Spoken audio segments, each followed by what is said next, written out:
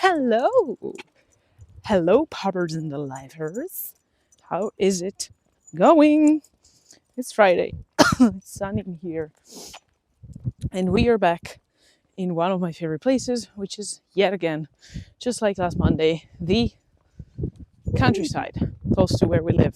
And I am so happy about it because it's been 2 times already this week. I am literally, so happy. And if you don't know, tomorrow I'm also going to be doing some scent detection and spend some time with mom. It's going to be a fun and relaxing weekend. Anyways, just one quick thing.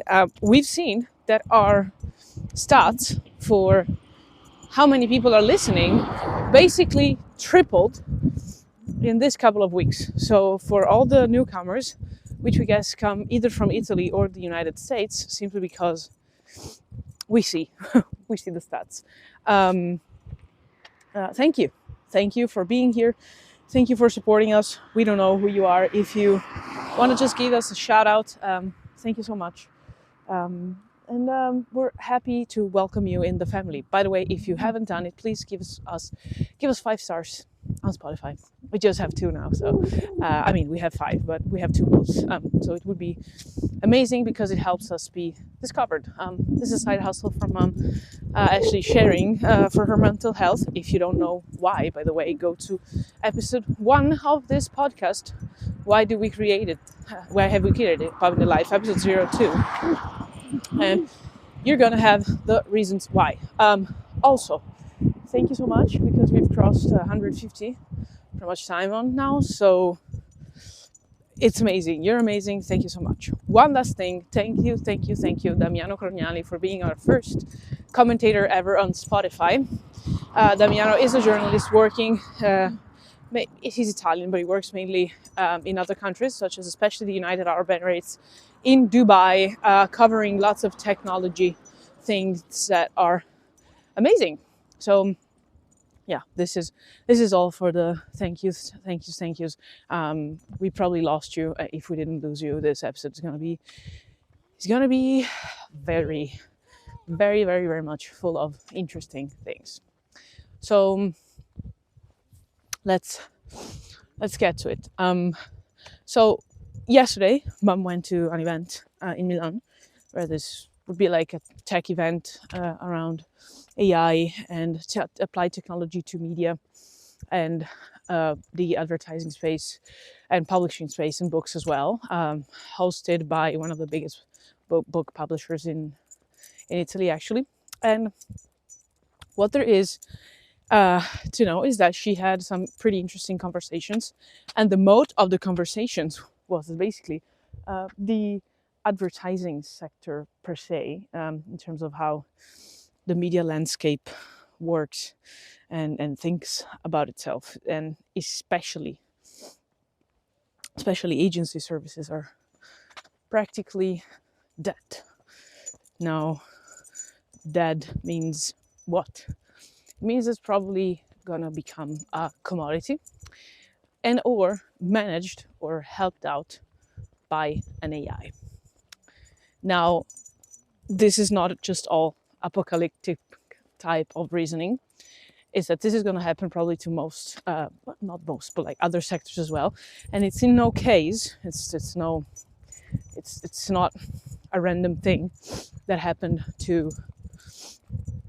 I'm sorry, it's quite cold outside. To this sector as well, with the ChatGPTization of things, where you would see people just using ChatGPT and other AI tools and just claiming they use AI, and basically they don't need agencies anymore. And plus, if you are on the other side of the spectrum, you're going to realize that some of the content that you receive from agencies and other providers that you can use are mostly done with ChatGPT and other tools that are somehow ascribable to that type of world. And so what this is all about, and what should go down and what will go down, what probably can go down from this. So on one end, there is a cost component where the state of the art of the industry is basically having people. It's a very people-intensive business. It's a very, not capital, I would say, but it's capital in terms of how much you're actually paying those people. But it's not capital intensive. It's not like everybody can start an agency. So we have two types of characterizations of this business. One is the market is very open, very low barriers of entry, and basically zero because it's not even regulated yet, or ever will be, from one end. On the other side, you have a very people-intensive business in terms of if you want to scale the business, you are probably going to need to be scaling up your headcount, which is not scale at all. And so these two things make up for one of probably of the best recipes for disruption, because if you find out a technology that avoids you to scale up on people because some of the activities can be automated, or because those people, their skills are not all the time, but sometimes are just in high supply on the market, or and for such are highly substitutable, and or don't have a clear type of point of this differentiation. And plus, so this is part one, plus you have a difficult way of differentiating yourself simply because the amount of people that can enter the market make the game so much harder, like the real game. That's not to survive, like the real game. So having clients, having good cases, having something that works, and like being a real player on the market. It's not just opening up a company. Guess what? If there is something that can potentially solve these two things, that is technology, that something is potentially AI. And you have a mix of these three things. So the speed at which AI is actually being built and applied, and the fact that agencies have this clear issue, this couple of clear issues in the way the sector is structured, make up for an amazing recipe of something's going on. Let's add a fourth element, which is the element of the other end, the client, which is differentiation, but not just differentiation, is how this agencies and providers services are actually thought of as in the market, which is they sell something that's usually not measurable in the first 3 months, 6 months, maybe a year. It's a service that and a work that, in terms of branding especially, that takes time. It's not just I pay and I get outputs out of that. There is an element, an undeniable element of art and crafts and experience and feeling, of overall expertise that makes the sector very somehow fascinating in terms of how we feel about it, and sometimes very tricky, whereas you cross the line from intriguing to basically like a scam. And this is what most entrepreneurs, especially old fashion entrepreneurs, feel like, is with digital marketing and with the outputs of the activities of marketing, and especially with branding, is what's happening. So money in, money out is not a proportional or inverse equation. And so the thing is, if I don't understand exactly how the machine works, somehow, maybe, if the thing hasn't worked for me, because usually I tested it, I didn't test it as much as to understand if it really works or not. Spoiler alert, it always works. It's just that you haven't given it enough time or enough money to begin with. Or maybe you sell shit, which sometimes happens too. That you have a recipe, again, for a sector that has been and right now is in very, very deep shit. Now, there are solutions, which is the best thing to know and to be willing to understand. And let us dig into them. So actually, there are many solutions which are not single tools and single softwares. It's an approach solution, or a solution approach. This means that you have two waves in front of you, and this comes from a person who has, not like mom, closed an agency to focus on her product. And the thing is that if you start thinking about it, you will find yourself either accepting the harsh reality of things, and we're going to get to that in a second, or denying it. Now, approach of denial is quite common, especially in the first years. There is a case of one of the biggest branding agencies in Europe that has had a relationship with mom, that was supposed to start a project with mom a year ago. We're talking beginnings of 2024. And these people just bailed. Like nobody was actually giving them, in Spanish you say they're giving them ball. So it means they're listening, and they're actually caring about the project. So it basically gets lost. And then you have the second, and these people are actually now back and say, oh, we need to test. Yeah, because the market sensation and the enthusiasm is actually probably translating into the awareness of, okay, we need to do something. At least a higher level. Vergola! I am running. Cool. On the other hand, you have the acceptance, which might be hard, but it's kind of the obvious thing to do, which also came from a contact from mom that has actually told her, okay, I know that if I don't differentiate my product and my service, now bear in mind this person has an agency but also does like websites and tech stuff, especially mostly tech stuff, and I don't differentiate myself and start selling AI tools and start consulting around them, Vergola, I will probably die in the next 2 years. Now, which of these two approaches is the right one? We'll never know now, but history says that's probably going to be the second.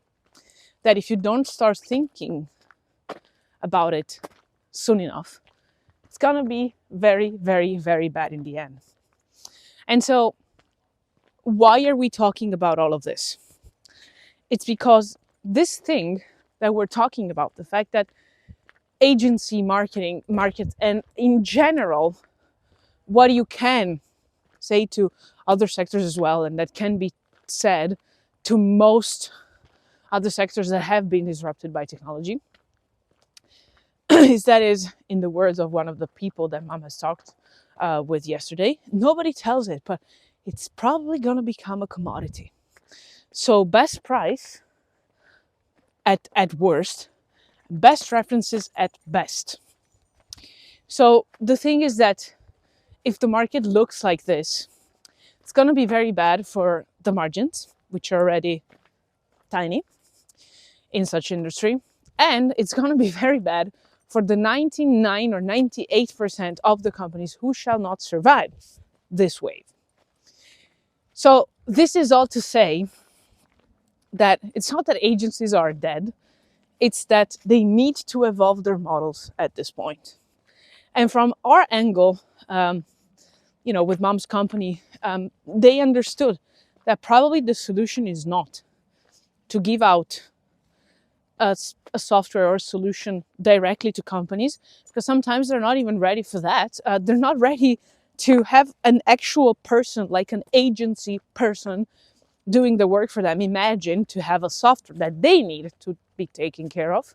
And it's going to be hard. But instead is to work with this industry. It's on the brink of collapse, but maybe not now, but surely in the next 10 years, if we're going to, I hope I'm going to be around in 10 years. And in February 7th of 2035, we're going to be chatting on how many of these predictions are either true or not true, or maybe we don't know if they're true or not. And so we're going to see it evolving. And how much? It's going to be a matter of time and the money that flows around and incentives, of course, especially from the people sitting on the higher thrones of these companies. But this is all there is to know in terms of the evolution that's already perceived by market experts. And I'm sure many of the people in the agency industry are going to realize that I'm a dog, but I'm just speaking the truth here. And so the thing is that being afraid is a feeling that you can use in two ways. Either you get stuck, flight, fight, or freeze. No, you can get stuck. So it's three ways. You can freeze. You can say, I'm going to stay still and see what happens. That's what most people are doing. You can fly.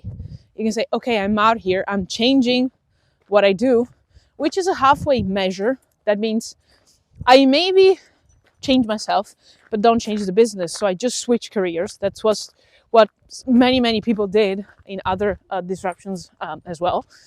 Or you can say, I'm going to fight it. But in fighting it's fighting the old model. It's not fighting the new thing coming in. So it's an active approach, which is, just like Gary Vee says, always the best defense.